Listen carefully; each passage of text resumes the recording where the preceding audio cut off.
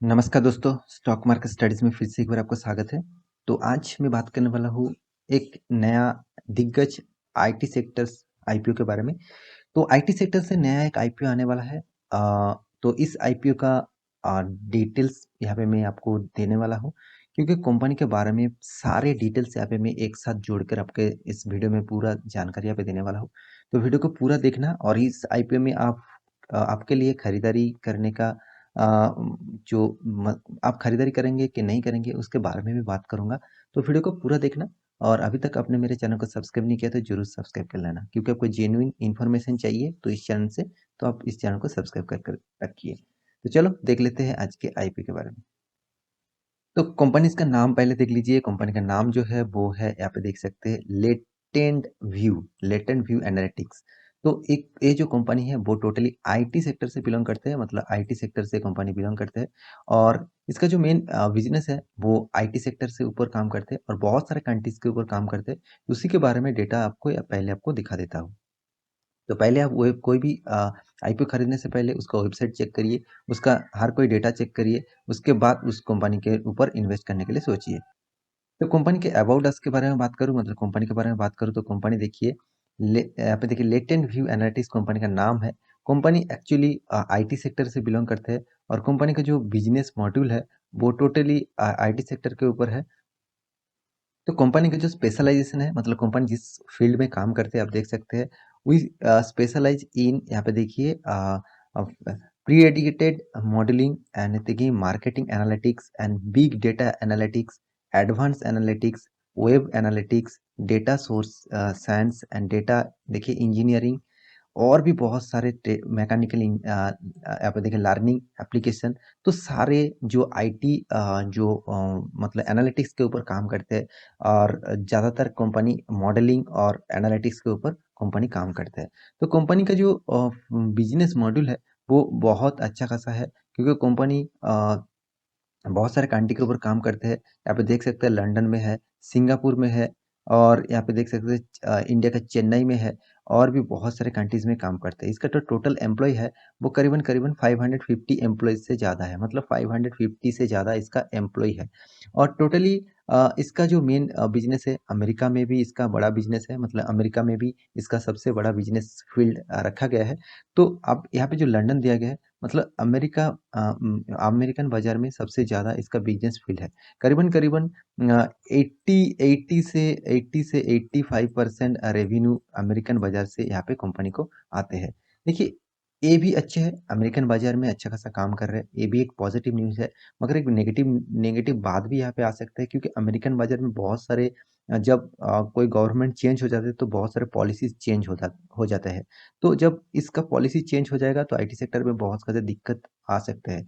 मगर पहले आप देखे थे, टीसीएस, इन्फोसिस, विप्रो जैसे कंपनी अमेरिकन बाजार में दिक्कत में पड़ गया था, क्योंकि अमेरिकन जो प्रेसिडेंट है उन्होंने कहा था कि जितने सारे वीसास है उसको चेंज किया जाएगा। तो ज़्यादातर वीसा के ऊपर और बहुत सारे आईटी सेक्टर के ऊपर काम करते हैं। तो ज़्यादातर आईटी सेक्टर के दुनिया में इंडिया से ज़्यादातर लोग अमेरिकन बाजार में काम करते हैं, अमेरिका में काम करते हैं। तो उसका बहुत प्रॉब्लम हुआ, तो इसीलिए आईटी सेक्टर में बहुत ज़बरदस्त गिरावट हुआ था। तो यहाँ पे देखिए, आईटी सेक्टर ये जो कंपनी है ज़्यादातर अमेरिकन बाजार में काम करते हैं, मतलब अमेरिका में काम करते हैं। तो ये भी एक नेगेटिव न्यूज़ हो सकते हैं फ्यूचर के लिए। तो बाकी जो डेटा है कंपनी के बारे में वो बहुत अच्छा खासा लगता है। तो अब चलो देख लेते हैं कंपनी का फाइनेंशियल डिटेल्स के बारे में। तो सबसे पहले मैं कंपनी का ईपीएस दिखाना चाहता हूँ। कंपनी का अर्निंग पर शेयर जो है वो करीबन करीबन 4.5% अर्निंग पर शेयर है। कंपनी का देखिए पीए रेशियो भी देखिए 42x है। अभी तो पीए रेशियो इसका 42x दिखा रहा है, मतलब एक ठीक ठाक लेवल में मुझे दिख रहा है। साथ ही साथ कंपनी का बाकी जो डेटा है उसके बारे में एक बार आपको दिखा दूं। यहाँ पे देख सकते हैं कंपनी का फाइनेंशियल डेटा। तो यहाँ पे सबसे पहले आपको कंपनी का टोटल नेट सेल के बारे में बात करूंगा। कंपनी किस तरीके से सेल किया वो देख लीजिए। 2015 में 59 करोड़, उसके बाद 78 करोड़, 105 करोड़, 105 करोड़, उसके बाद 115 करोड़। तो यहाँ पे 2019 तक यहाँ पे डेटा दिया गया है। तो अच्छा खासा एक कंपनी ने सेल्स किया, मतलब एक रेवेन्यू कंपनी ने जनरेट किया। उसके बाद बारी आते हैं नेट प्रॉफिट के। कंपनी किस तरीके से प्रॉफिट किया वो भी देख लीजिए। 11 करोड़, उसके बाद 2016 में 17 करोड़, उसके बाद 46 करोड़, 54 करोड़, उसके बाद 47 करोड़। तो हर साल में कंपनी का अप टेन वाला ग्रोथ प्रॉफिट यहाँ पे दिख रहा है। तो कंपनी का बैलेंस शीट के बारे में बात करूँ, कंपनी के पास जो कर्जा है, आप देख सकते हैं कंपनी का बोरिंग मतलब कर्जा। कंपनी का देखिए पहले 2015 में कर्जा था, 16 में था, 17 में कम हुआ और 18 में और 19 में टोटली डेट फ्री कंपनी बन चुके हैं। तो 2021 में भी कंपनी का ग्रोथ अभी भी अच्छा खासा है।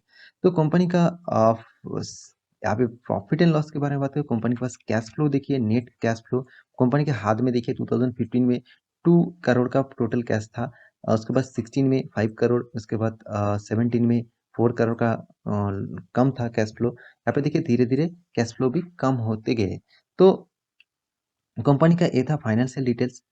और साल भर की बात करूँ तो लास्ट 3 सालों की आपको फाइनेंशियल डिटेल्स दिखा दूँ। यहाँ पे देखिए टोटल एसेट के बारे में बात करूँ, यहाँ पे 3236 मिलियन, यहाँ पे 2020 में 3900 मिलियन, 2021 में 5100 मिलियन। तो यहाँ पे रेवेन्यू एसेट कंपनी का धीरे-धीरे ग्रोथ हो रहा है। साथ ही साथ कंपनी का जो रेवेन्यू है उसके बारे में बात करूँ तो यहाँ पे देखिए 2900 मिलियन का टोटल रेवेन्यू हुआ। उसके बाद 2020 में और भी बढ़ा 3200। उसके बाद 2021 में सेम टू सेम हुआ 3200। तो टोटल प्रॉफिट के बारे में बात करूँ, कंपनी टैक्स पे करने के बाद जो प्रॉफिट हुआ करीबन करीबन 596 करोड़ का 2019 में प्रॉफिट हुआ। उसके बाद 2020 में 728 करोड़ का प्रॉफिट हुआ। उसके बाद 2021 में 914 करोड़ का प्रॉफिट हुआ। तो कंपनी का फाइनेंशियल के बारे में बात करूँ, जबरदस्त यहाँ पे कंपनी का फाइनेंशियल डेटा है। तो कंपनी कौन सा स्टेट कंट्री में काम करते हैं आप देख सकते हैं। जितने सारे कंट्रीज में काम करते हैं, ज़्यादातर यूनाइटेड स्टेट मतलब अमेरिकन बाजार में ज़्यादातर काम करते हैं। साथ ही साथ यूरोप में है, एशियन कंट्री में भी है। और यहाँ पे देखिए ज़्यादातर यहाँ पे यूनाइटेड स्टेट में Netherland, Germany, United Kingdom, Singapore और भी बहुत सारे स्टेट में सॉरी बहुत सारे कंट्रीज में काम करते हैं। यहाँ पे देखिए सेंट जोस, लंदन, सिंगापुर, ज़्यादातर बहुत सारे कंट्रीज में काम करते हैं कंपनी। और मैं पहले ही बता चुका हूँ यूनाइटेड स्टेट में सबसे ज़्यादा कंपनी का बिजनेस फैला हुआ है और यूनाइटेड स्टेट से ज़्यादातर रेवेन्यू कंपनी को मिलता है। तो कंपनी जिस प्रोडक्ट के ऊपर काम करते हैं, जिस कंपनी के साथ काम करते हैं, यहाँ पे देखिए एडोबी है, उबेर टेक्नोलॉजी है एंड 7-Eleven है। तो बहुत सारे दिग्गज कंपनीज के साथ इस कंपनी काम करता है। तो इस कंपनी का डेटा आपके सामने रखा हो, कंपनी का परफॉर्मेंस मुझे ज़बरदस्त लगा, 5 स्टार रेटिंग वाला परफॉर्मेंस लगा। तो इस कंपनी का आईपीओ बहुत ज़बरदस्त होने वाला है। तो फिर भी देखिए इसका कुछ डेट देख लीजिए।